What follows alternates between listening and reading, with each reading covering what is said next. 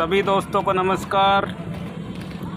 हम आए हुए हैं आगरा और जा रहे हैं फतेहपुर सीकरी, जो कि आगरा से 40 किलोमीटर दूर है, अपने सेकंड व्लॉग के लिए।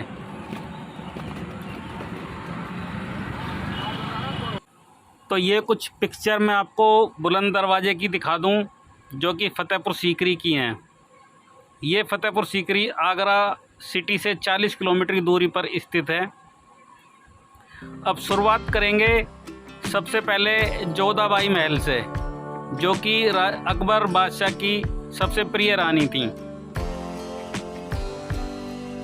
तो दोस्तों ये जो है, ये है जोधाबाई महल, लाल बलुआ पत्थर से बना हुआ।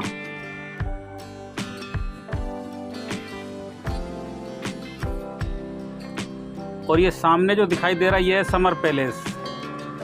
और ये जो बीच में तुलसी का पौधा लगा हुआ है, इसको कहते थे तुलसी स्तंभ।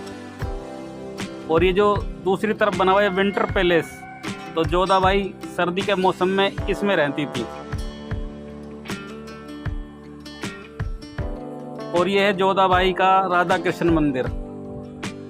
ये जो सामने कमरा नज़र आपको आ रहा है, इसमें अंदर मूर्तियां रखी रहती थी।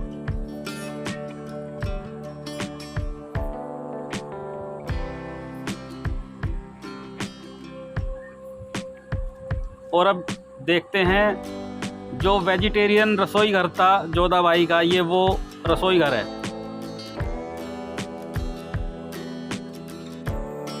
और ये है मरियम महल और उनकी रसोई।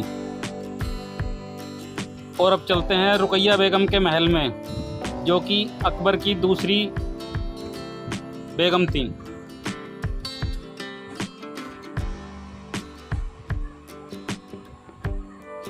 कितनी शानदार जालीदार दरवाजे, खिड़कियां, ये भी सब लाल बलुआ पत्थर से बना हुआ है। दीवारों में जालीदार ठंडी हवा आने के लिए इतनी बेहतरीन नक्काशी।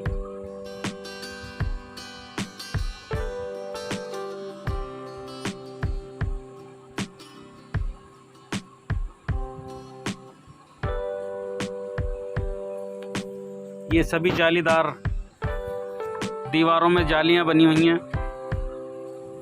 और ये है अकबर का पलंग।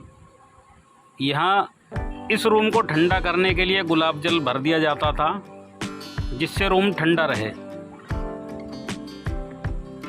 और इन रास्तों से उनकी बेगमें दाखिल हुआ करती थी। ये है खाना खाने की जगह, यहाँ बैठ के वो लोग खाना खाते थे। और इस पोट में गंगा जल रखा जाता था, जिसको वो लोग पीने के लिए इस्तेमाल करते थे। और ये है अनूप तालाब, इसमें भी पानी भर दिया जाता था जब यहाँ पर तानसेन, जो कि अकबर के 9 रत्नों में से एक थे, जब वो अपने राग तैयार करते थे या रागों की प्रैक्टिस करते थे, तो इन्हीं पानी की लहरों के साथ अलग अलग तरंगें निकलती थी, अलग अलग, क्योंकि उस टाइम पे कोई भी साउंड इफ़ेक्ट नहीं हुआ करते थे, तो वो अपनी यहाँ पे प्रैक्टिस किया करते थे।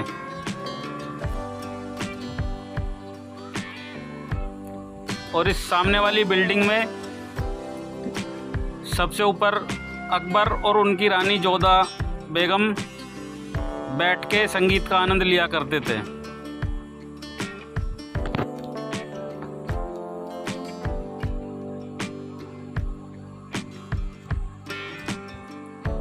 और अब ये रास्ता जो सामने दिखाई दे रहा है जाते हुए, ये दीवाने आम, जहाँ पे राजा अकबर आम लोगों से रूबरू हुआ करते थे। और इस खुले से जो ये प्रांगण दिखाई दे रहा है, इसमें चौसर, जो चौसर राजा महाराजाओं के साथ खेली जाती थी, वो यहाँ पे बनवाया गया था। उसकी खासियत ये थी कि गोटियों की जगह पे दासियों को खड़ा कर दिया जाता था। और अब ये दीवाने खास, जहाँ पे अकबर अपने खास नवरत्नों के साथ मिलके और अपने खास सेनापतियों के साथ मिलकर मीटिंग किया करते थे। ये भी आर्किटेक्चर बहुत अच्छा बना हुआ है, बहुत ही अच्छी शानदार नक्काशी। इस पिलर में बहुत अच्छी नक्काशी की गई है जो कि अलग अलग धर्मों को जोड़ती है। ये सब इसमें देखने लायक है।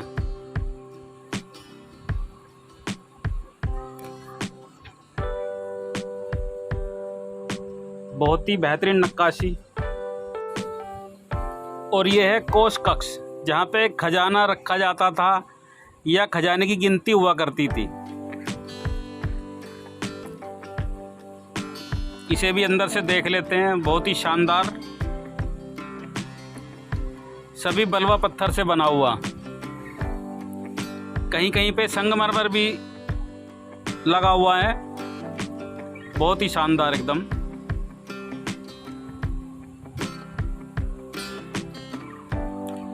और ये है पंचमहल या हवा महल भी कह सकते हैं इसको दोनों नामों से ही जाना जाता था। इसमें सब में टॉप फ्लोर पर जोधा बेगम सूरज को पानी अर्पित करती थीं।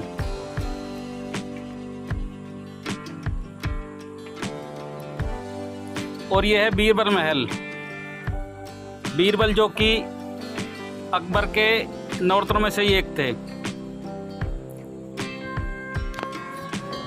यहीं पे सामने एक टूटी हुई बिल्डिंग नजर आ रही होगी, जिसमें कि सोने चांदी के सिक्के बनाए जाते थे। और उसके बराबर में जो अकबर का हाथी था, उसकी समाधि बनी हुई है।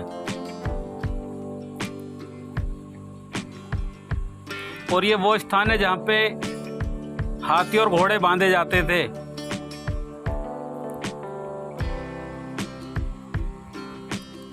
अब एक बार फिर से बुलंद दरवाजे को देख लेते हैं। कितना ऊंचा, कितना शानदार, कितना विशाल। यहीं से ही अंदर एंट्री की जाती है।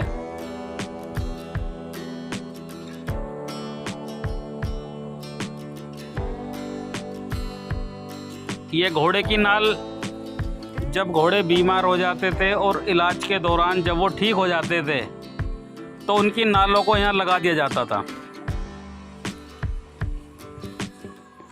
और ये मस्जिद और इसी बड़े से प्रांगण में मौजूद है बाबा शेख सलीम चिश्ती की दरगाह, जो कि अजमेर वाले बाबा ख्वाजा मोइनुद्दीन चिश्ती के पोते हैं। यही वो जगह है जहाँ पर राजा अकबर और रानी जोधाबाई ने अपने बेटे के लिए दुआएं मांगी थी। और उनको एक बेटा भी हुआ जिसका नाम उन्होंने बाबा के नाम पे ही सलीम रखा, लेकिन बाद में अकबर ने उनका नाम बदलकर जहांगीर रख दिया। और इसी जामा मस्जिद में अकबर नमाज अदा करते थे।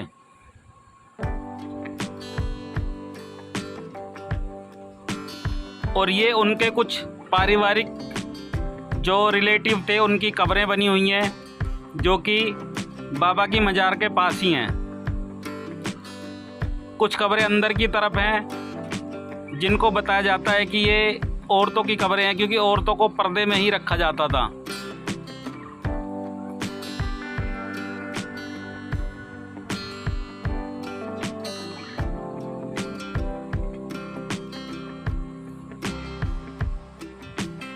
और ये है वो ख़ास जगह जहाँ पे कहा जाता है कि अनारकली को यहाँ दीवार में चुनवा दिया गया था ऊपर, और नीचे सुरंग के रास्ते से बाहर निकाल दिया गया था। ये सुरंग बहुत दूर दूर तक जाती है।